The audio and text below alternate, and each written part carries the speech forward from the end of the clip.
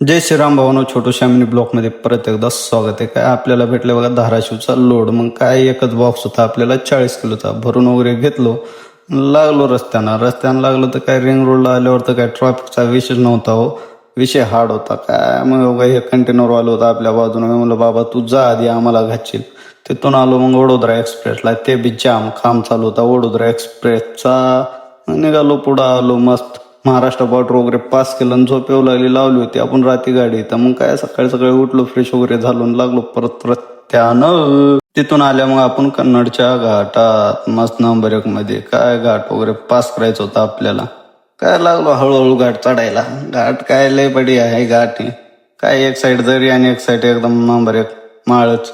काय निघालो तिथून हळूहळू हळूहळू पास करत आपण. काय एवढं मत चांगलं या घाटात की मोठ्या गाड्या येणारच नाही, फक्त 4 व्हीलर आणि बस 2 व्हीलर. काय तेवढं मत नक्की आहे, चांगली गोष्ट आहे की जास्त ट्रॉफिक होत नाही. मग काय घाट वगैरे पास केलो नंबर 1 मध्ये आणि आलो आपण संभाजीनगरला तर लावून आपल्याला 2-3 घंटे आराम करून मग संध्याकाळी निघायचं आहे. मग काय भावानं आलं संध्याकाळी सोडायला आपल्याला. भाऊ म्हणला येतो सोडतो तुला. म्हणलं ठीक आहे, भाऊ आला सोडला, मस्त लागलो आपण परत रस्त्यानं. मग काय आपल्याला येऊ लागली झोप येऊ लागली तर मग चहा घ्यावं म्हणलं गेवरायपाशी.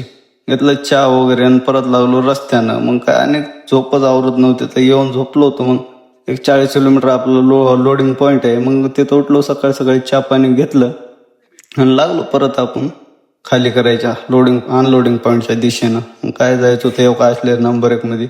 आलो बा लोडिंग पॉईंटचा होता असा शेतात, काय सांगू नका विषयच. मग काय जाईना फटकोनी खाली वगैरे करून घेतल्यावर मग आपल्याला जायचं होतं परत आता पुण्याला. काय लागलो आपण खाना रस्त्यानं पुण्याला जाण्यासाठी.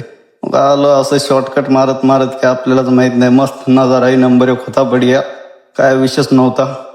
काय आलो का चाकण बायपासला तर ट्रॉफिकच. काय आलो ऑफिसला आल्यावर काय विषय नाही, मग लावली गाडी वगैरे. भाऊनो लाईक फॉलो शेअर नक्की करा तुम्ही. असेच आपले छोटे छोटे शमिनी ब्लॉग राहतील.